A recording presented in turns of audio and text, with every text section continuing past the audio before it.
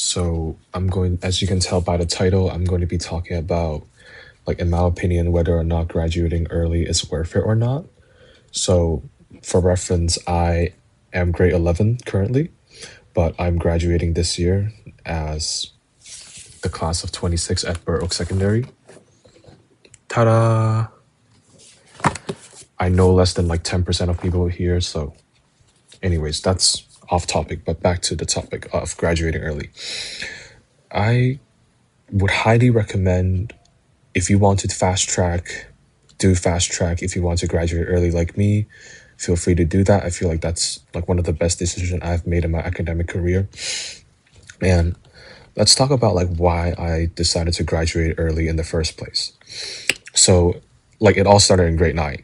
Duh, grade 9 is the beginning of high school, so it always starts there. But nevertheless, it starts in the second semester of grade 9. And I have the privilege to have a very nice, very inspiring grade 9 chemistry teacher. Well, not chemistry, just general science. And I remember the first unit, like first week of class, she talked about, like, she basically went over the different topics they're going to cover in grade 9, grade 10, grade 11, and 12 chemistry.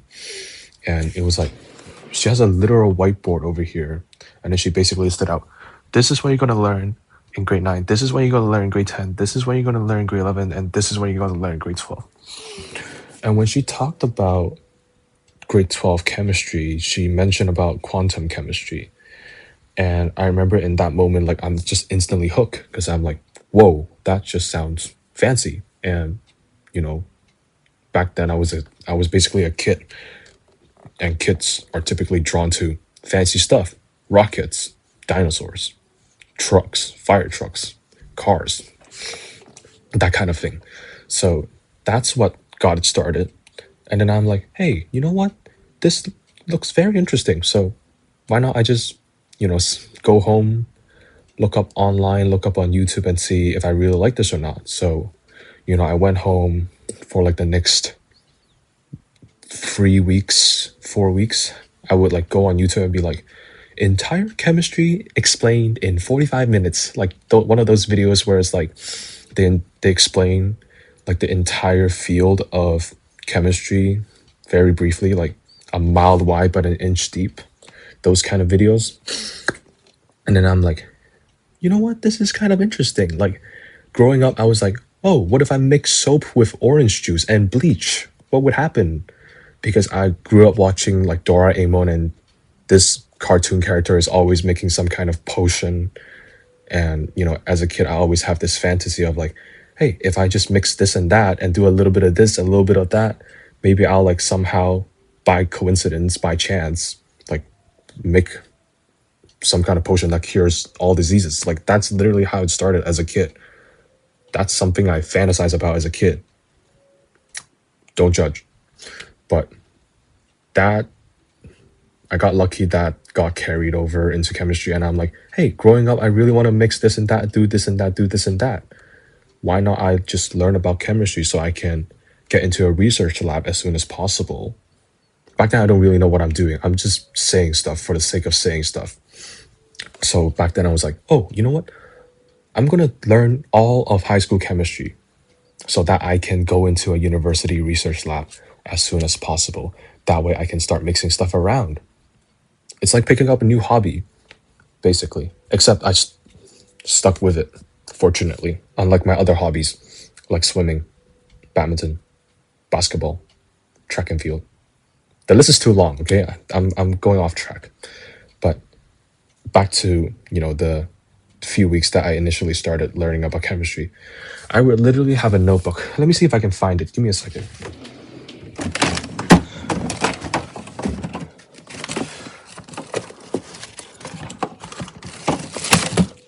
Yes, I found it. Introductory chemistry. I would literally have this entire note. This is the exact same periodic table that I got in grade 9, by the way. And I would fill out like 3 of these. They're not really thick. They're like as thick as a pinky nail. But I would fill this entire page up, and then I would just take notes on whatever I found interesting, which is a very poor way to study. If you study like that, it needs to be changed, okay? This is not an effective way to study whatsoever. Like I would write down like terminologies and then their definition. Guys, this is not a great way to study. But anyways, I've done this dilly dally thing for like around 2 3 weeks, and then I'm like, hey, there's no structure to whatever I'm doing. So, you know what? Let's like let's add some structure to it. So I borrowed a grade 11 chemistry textbook, and I just went along the chapters because I'm like, hey, when I read a book, I read from chapter 1 to chapter 5. I don't just skip to chapter 5 for no reason without any previous context or whatever, right? So I found that, following a textbook gives me a lot of structure. So I kind of just followed it. I took like 1 to 2 hours a day. Very consistent, by the way. I have no idea how suddenly, all of a sudden, like discipline just kicked in. I still don't know how it works to this day, but that's just what I did. Maybe that's why it's a calling, I guess. But after I finished chapter 2 out of 5, and I'm like, hey, I'm actually catching up to the actual grade 11 chemistry class that is learning about this right now. Like, they're on unit 2, and I just finished looking at unit 2 on the textbook. So I'm like, hey, why not I just do something really stupid, and don't judge me for this, for what I'm about to say. Why don't I just knock on the door of a grade 11 class during my lunch period and be like, hey, I like chemistry. Can I just walk into your class, sit, and learn? That's exactly what I did. Like, I have no idea why I decided that was a good idea, but I'm glad I did it, and it got me to where I am today. So basically, I was literally like, pretend this is an iPad, okay? An iPad is like obviously much smaller than this. But I would walk up, right? Imagine like Dennis, like walking up and be like, knock, knock. Hey, Miss Wong, I really like chemistry, and I think I've caught up to your class now. Can I just join your class? And she's like looking down at me like with like eyes wide open like this. And she's like, sure, Dennis, come on right in. And then I remember sitting awkwardly on like a bench table. Like you have regular ass tables like in the middle of the classroom, and then surrounding it. Like okay, imagine this is a classroom, like a map, and this area, like the center area, is full of like regular desk, like individual desk, and then surrounding it you have like rectangular lab benches and whatnot. I'll throw up an image so that you guys know what I'm talking about. So literally, quite literally, I just sat in a class, and then surrounded by grade 11s, by the way. I remember that day it was a lab day as well. We're doing crystallization of sugars. I'll throw up an image. And then I remember being like a 5'8" grade 9, surrounded by like 6'2", 6', 5'11" grade 11s. And I remember this one kid called Kevin. Shout out Kevin. He's such a cool kid. And Matthew and Eric. And then those people are like super big and intimidating. Kid, you're like a grade 11, you're like this tall. And then you have a grade 9 that's like here. As a grade 9, you should be rightfully scared because you're surrounded by literal giants. So, just fun fact. Went a little bit off track, but back to the chemistry thing. So I basically just kept caught up, and then I have this friend called Kelton. Yep, Kelton. I have this friend called Kelton, and he basically showed me one day when I was studying at the library, like doing on the computer, dilly dallying and whatnot, right? And he's like, Dennis, what's up? And then I'm like, hi. And then like the conversation quickly. I'm just gonna keep it long story short. Long story short, he showed me his computer screen, and he showed me he's ordering AP psychology exams, and I'm like, hey, what's AP? And he's like, oh, like you can do like university credits in high school. And then all of a sudden I'm like, that's exactly what I want to do. Like I want to go into a research lab as soon as possible. And I just want to speed run high school chemistry so that I can go into university chemistry, and then I can go to a research lab and I can mix a little bit of this, a little bit of that, and just dilly dally around. And then Kelton was like, hey, you know what? If you like chemistry so much, Why not self study for AP chemistry? And that's exactly what I did. Like from then on, I went on YouTube and I'm like AP chemistry, and then Jeremy Crux showed up. I'll link his channel up there. He's such a great channel. If you're studying chemistry, even though if you're not doing AP chemistry, still look at Jeremy Crux channel. Super great, super organized by unit, by lesson. Great channel, great resource out there. Super underrated as well. Better than organic chemistry tutor. Hot take, by the way, okay? I stand by my opinion. So that kind of progresses, and then I took the AP chemistry exam. I got a 4. And then I was like, hey, you know what? I feel capable. So I took AP Calculus BC as well because I was feeling a little bit cocky and I'm like, oh, I'm on top of the world. I'm so smart. Wow, wow. Back then I was very egotistic, narcissistic, whatever, right? So I took calculus and that went pretty poorly. I went through all the calculus units in Calculus BC. And as soon as I reach vector fields and infinite series and sequences, I'm like, how does one comprehend such like abstract mathematical concept? So I just give up and I got a 2. But that doesn't matter. My main thing is still chemistry. Math is just a side thing to see. You know, like sometimes you do dumb stuff to like explore yourself. And I did explore myself. Who said exploring yourself guarantees a success? Like being successful and exploring yourself are totally two different things. They can happen at the same time or they might not. But either way, the goal is to explore myself, not to get a high mark. So throwing it out there. But anyways, so then I'm like, you know what? I really want to go into research. Like, okay, back to the AP chemistry thing, right? So I was like, oh, I really want to go into research. And now I have this like AP thing. So what is stopping me from going into research ASAP? Random elective courses and other courses that are like irrelevant to my field of interest, which is like chemistry, biology, that kind of stuff. So I'm like, why not I just finish high school a year early so I can, pursue this as soon as possible. Back then, my philosophy was like, oh, strike the iron while it's hot. So I did. And then that kind of progresses. So I began fast tracking. I took like summer school, grade 10 math. And then in grade 10, that's when things started to get a little bit like, that's where my downfall happens. Temporary downfall before I reach rock bottom. So in grade 10, first semester when I had grade 10 English, like most people do, I got a 50 on my personal essay assignment. 5-0. 5-0. And I remember in that moment, I'm like, if this is all I can do, then there's no chance of me going into university and pursue my dream of being a researcher. So something like clicked inside me.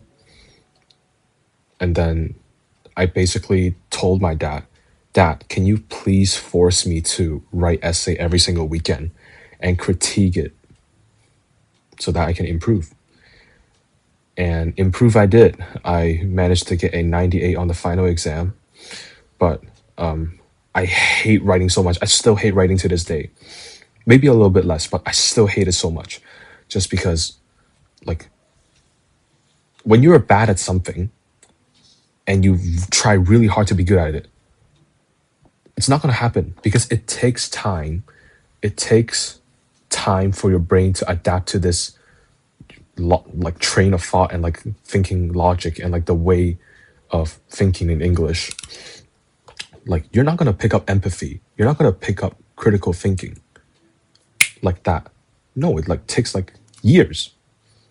Like when you write essay, you're trying to like write a little bit about wisdom, and you cannot obtain wisdom in a week, in a month.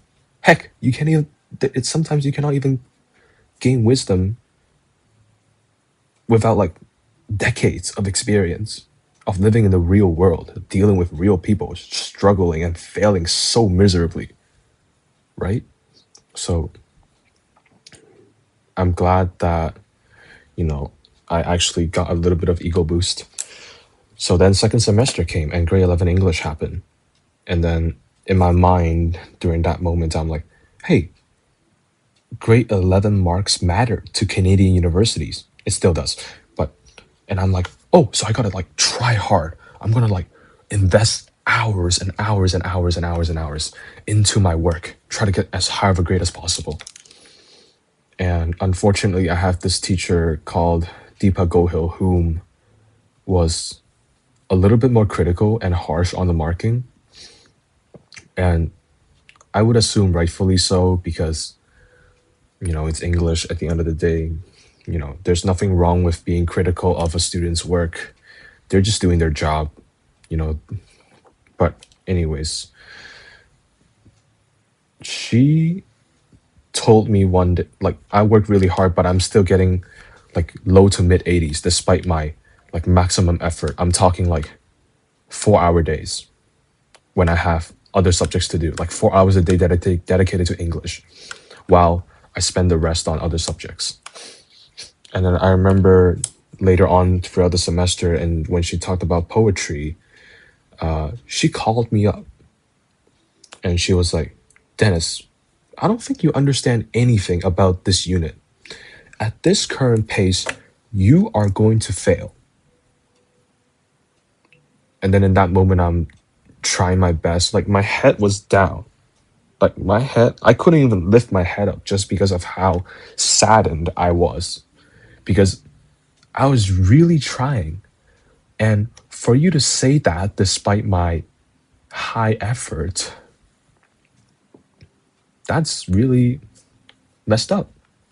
A kid is trying her best, trying his best. At least give him some words of affirmation, some words of encouragement, some words that, validate my hard work instead of straight to critiquing that no matter how hard I work, I would still fail, quote unquote, fail. And I remember I was looking down, I was having a hard time lifting my head up because I just couldn't because of how saddened I was.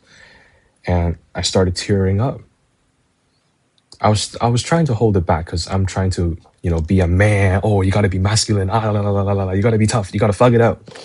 I tried that. And I I'm not able to thug it out because it was just that heavy. And I cried so hard. Like in movies, like people cry super hard at funerals. Yeah, I cried like that. And she escorted me out of the class in front of the whole class, paused the lecture for the entire day. It was so bad. It was so bad. Like it was so bad to the point where, like, cause I was alone that day, like during those times of the period, during those times in high school, because I was in a grade 11 class as a grade 10.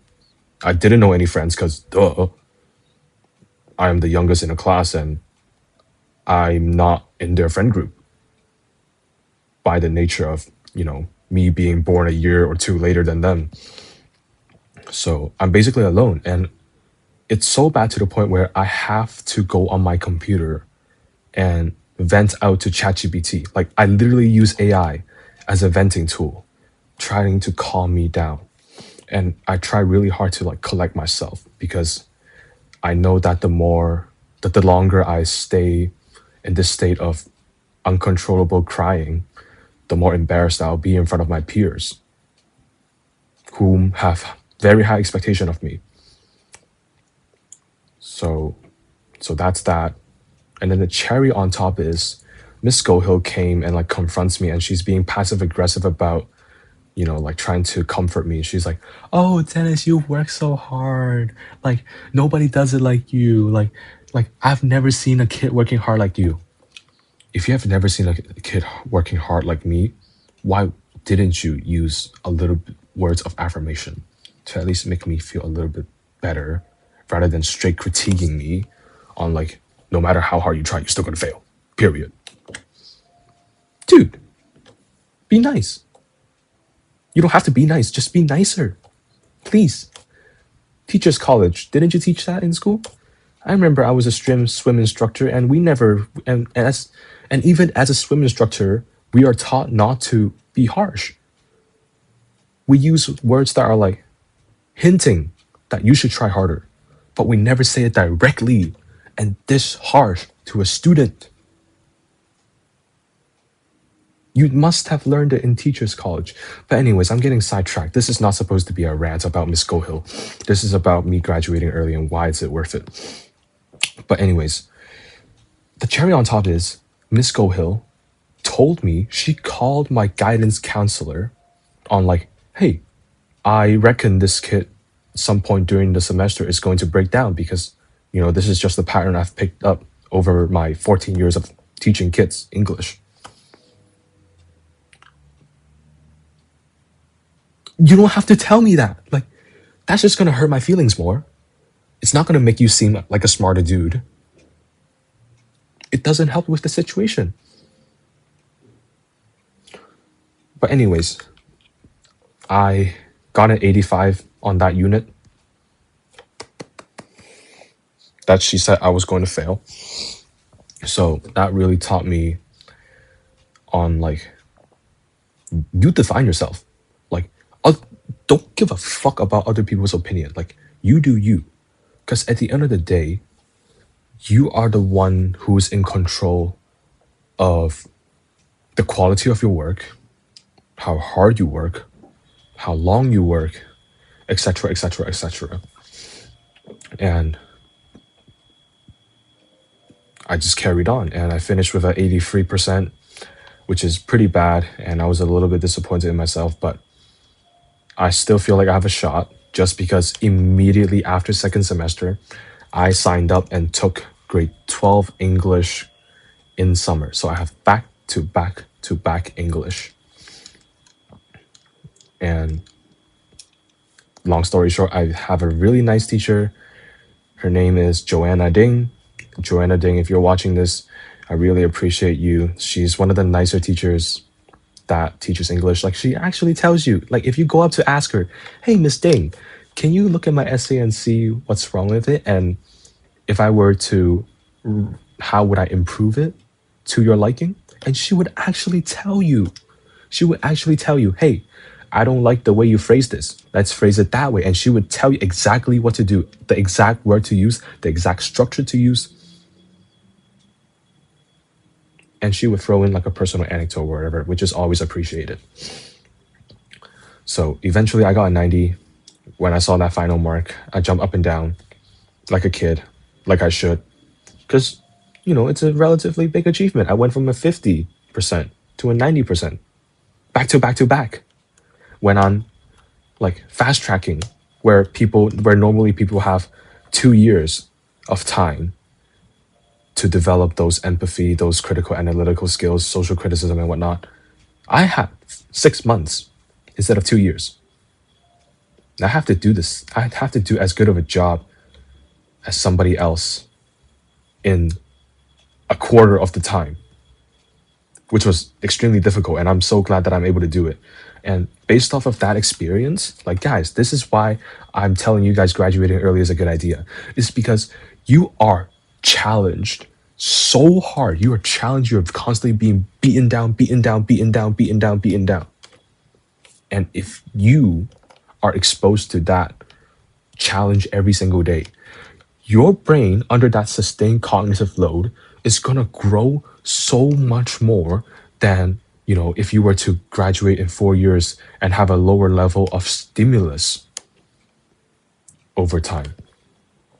So that really taught me a lesson on like, Dennis, if you want to do it, you can do it. Because during those 30 days of summer school, I worked 16-hour days for 32 days straight, no weekends. And I remember there's this one time I was studying at the library and the library closed. So I just went outside. So I just went to a hospital. I study at a community center where the library and the hospital is connected. And when the library closes, I go to the hospital to study until, my mom calls me and be like, Dennis, I'm worried about your safety. Can you go home now? And I remember it is 16-hour days.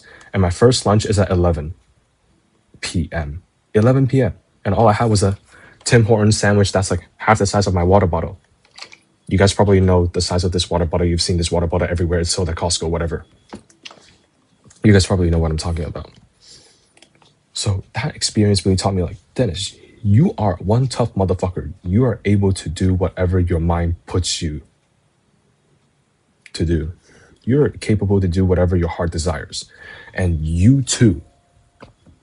If a person who has a 50% in grade 10 English and took back to back to back English and got a 90 and did as good of a job as somebody else in a quarter of the time, I don't think you should doubt your abilities. You guys can do it. You guys can absolutely nail the shit out of whatever you're being doubted. If you suck at math, I guarantee you, on my on my life, okay? If you actually put in the work, you can succeed, okay? Guaranteed, okay? Personal anecdote right here, personal testimonial right here. I'm your example. Okay?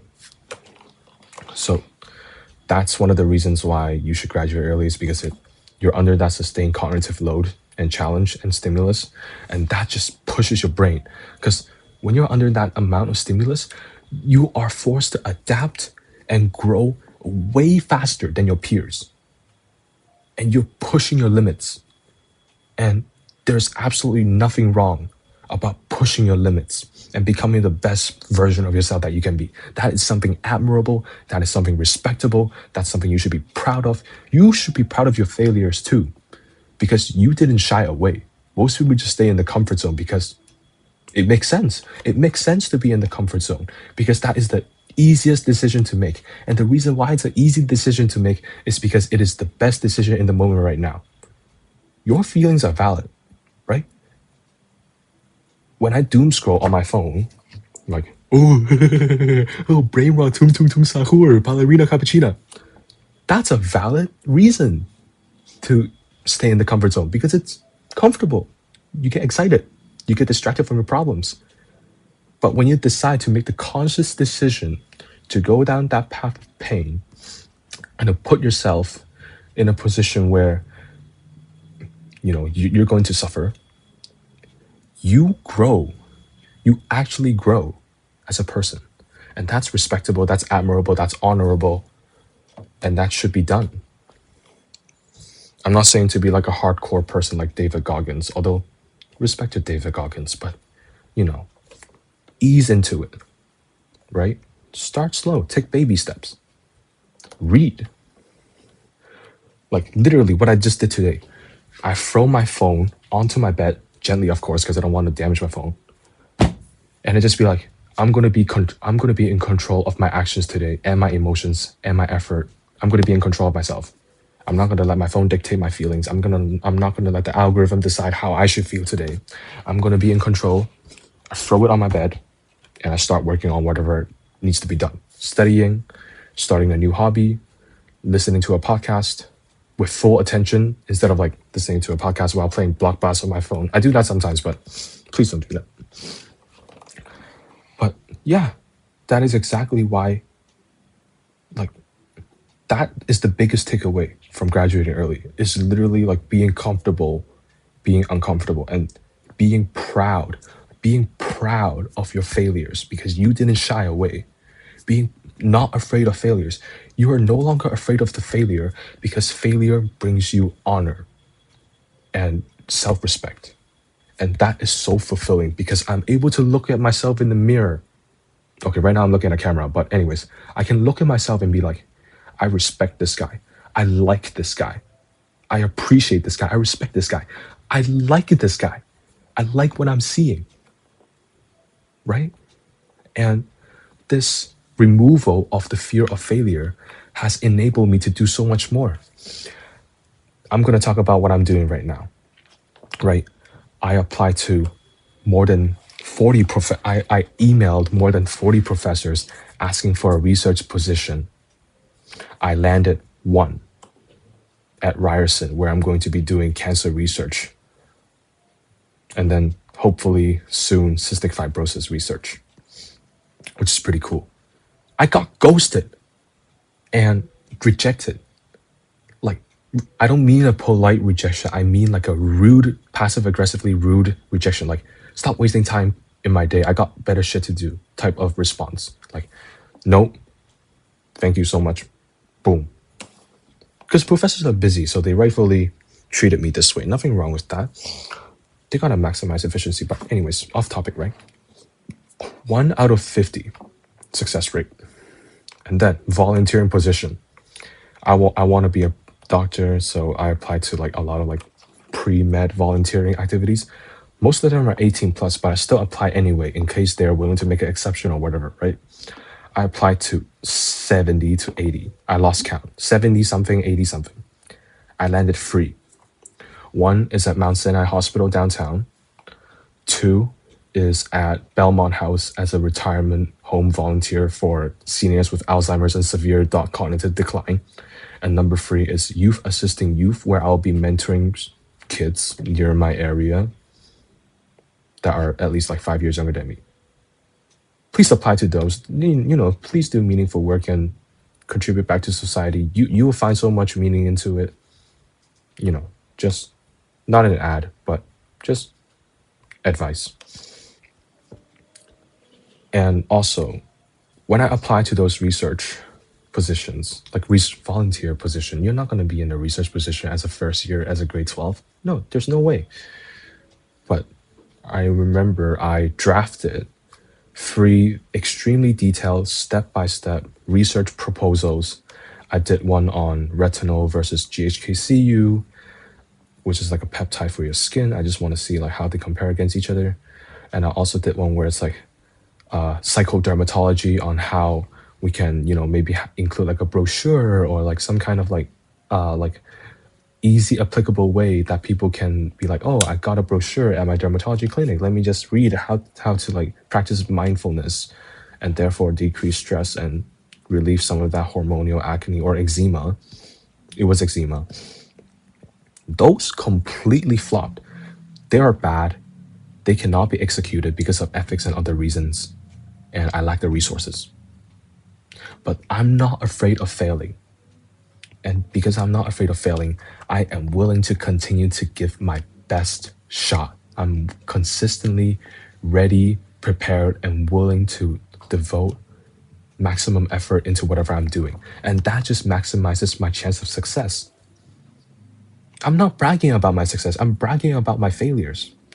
Because every single failure means more self-respect, more honor, more respect for myself. And I like myself more as a person. I'm proud of myself. Like, pat on the shoulder. Good job, Dennis. Round of applause. Right? So, to sum up, and to end this video on a positive note, it's okay to be confused and lost on what you want to do. That's completely normal. I'm just on a different timeline. I'm on my own timeline. You're on your own timeline, and that is completely fine. Comparison is actually the thief of joy. And I'll talk about this in a different video of comparison is a thief of joy, because I struggle with that to this day. I still struggle with it, but I've gone into a better place. So, takeaway, right? If you're given the opportunity to fast track or an opportunity to expose yourself to a higher level or expose yourself to a situation where it challenges you, please do it. It's going to be tough.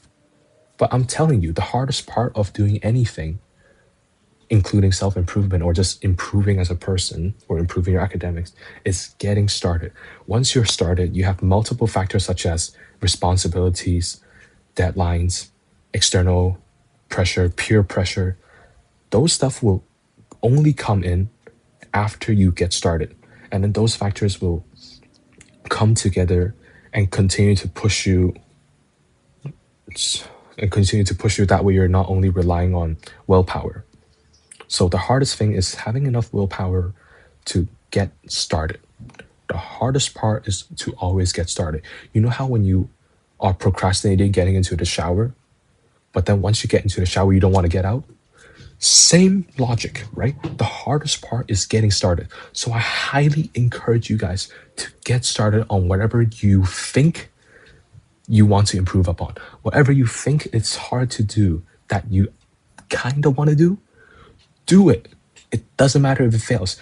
please, if you fail, it means you've tried, and that's an honorable thing. I can look back, you can look at yourself and be like, hey, at least I tried, and I'm proud of myself for trying. Proud of your failures, not just your success. Anyways, I hope you guys found this video helpful. Hopefully I answered some of your questions. Like, comment, subscribe, share the video. Peace out.